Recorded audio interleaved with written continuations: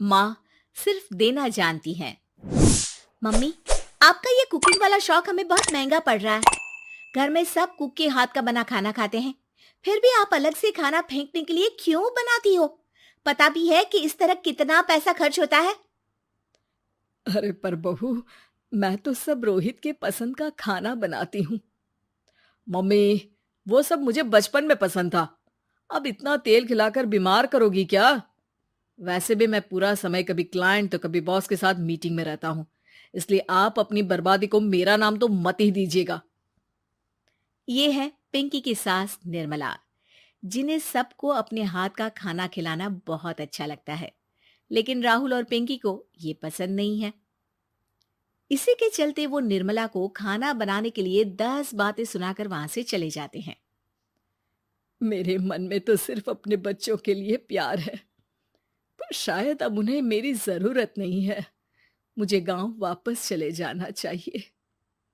जहां एक तरफ निर्मला दोबारा गांव जाने के बारे में सोच रही होती है, वहीं उसका पोता परम अपनी दादी के शौक को प्रोफेशन में बदलने का आइडिया सोच रहा होता है। अगली सुबह निर्मला गांव वापस जाने के लिए कपड़े पैक कर ही रही होती है कि परम फोन लेकर दादी के पास पहुंचता है। दादी, आप कहीं नहीं जाओगी? अरे नहीं बेटा, मेरा गांव चले जाना ही ठीक रहेगा। इससे तुम्हारे मम्मी पापा की सारी दिक्कतें भी खत्म हो जाएगी। दादी, वो तो ना आपके आने से पहले कम थी और ना ही आपके जाने से खत्म होगी। उन्हें हमेशा पैसों की टेंशन में ही रहना है। मेरे पास आपको यहाँ रोकने का आइडिया है। आइडिया? मतलब, मैं कुछ समझी नहीं। इस पर परम अपनी दादी को YouTube खोलकर उसके बारे में सब कुछ बताता है, जिसे सुन दादी कंफ्यूज हो जाती है। अरे बच्चे, तूने इस बुढ़िया के बारे में इतना सोचा, वही बहुत बड़ी बात है। देख, मुझे ये सब समझ में नहीं आता। तू मुझे जाने दे बेटा। अरे दादी, इसमें कुछ मुश्किल नहीं है। मैं हूं ना हेल्प के लिए। आप बस खाना बनाओ, और पता है, YouTube की मदद से आप अपनी स्पेशल रेसिपी लोगों को सिखा भी सकती हो। अच्छा, ऐसा भी हो सकता है? मतलब, बस घर बैठे मैं दूसरे लोगों को सिखा दूंगी? सिर्फ कुछ लोगों को नहीं, पूरी दुनिया को सिखा सकती हो, और उसके लिए आपको सिखाने के पैसे भी मिलेंगे दादी।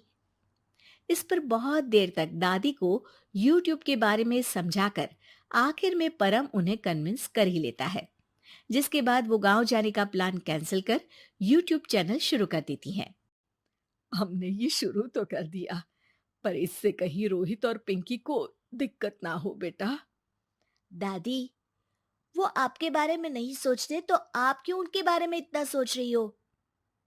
इसके बाद दादी पोता मिलकर खाने की वीडियो और साथ ही उनके ट्यूटोरियल की वीडियो बनाकर उन्हें YouTube चैनल पर अपलोड करने लगते हैं।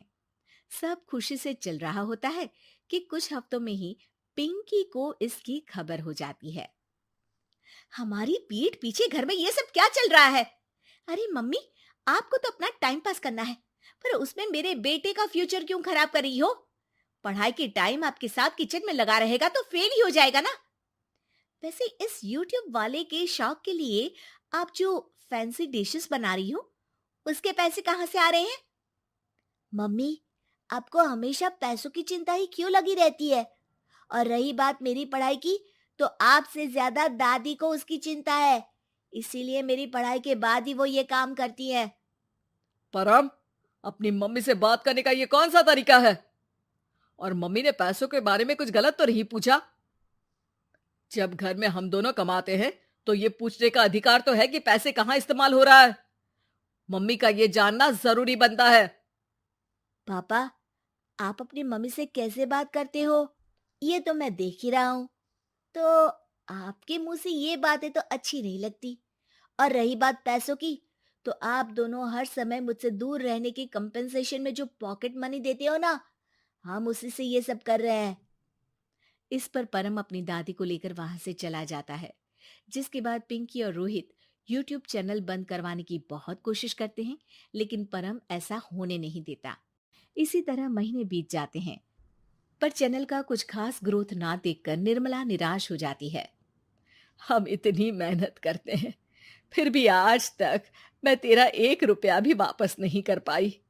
अब तो रोहित ने तुझे पैसे देने भी बंद कर दिए और तेरी सारी सेविंग्स भी खत्म होने को आई है।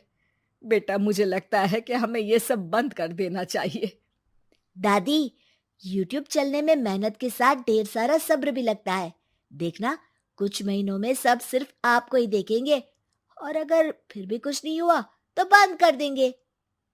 परम की बात से दादी मान जाती हैं और वो अपना काम जारी रखते हैं।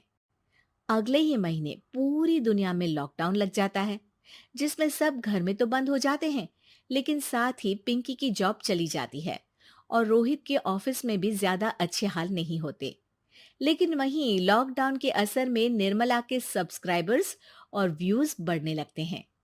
देखा दादी, मैंने कहा था ना, एक दिन सब आपको ही देखेंगे। अब तो आप बस रोज एक वीडियो अपलोड करो और जादू देखो। इसी के साथ लॉकडाउन के कुछ ही महीनों में निर्मला खाने वाली दादी के नाम से सारे सोशल मीडिया पर फेमस हो जाती है, जिस वजह से अब उन्हें यूट्यूब के पैसों के साथ पेड एडवर्टीजमेंट और पेड प्रमोशन भी मिलने लगते हैं। उन्हीं पैसों की मदद से निर्मला अब बेटे बहू की नौकरी ना होने पर घर का खर्चा भी चलाने लगती हैं, जिसे देख रोहित और पिंकी को भी अपनी गलती का एहसास होता है।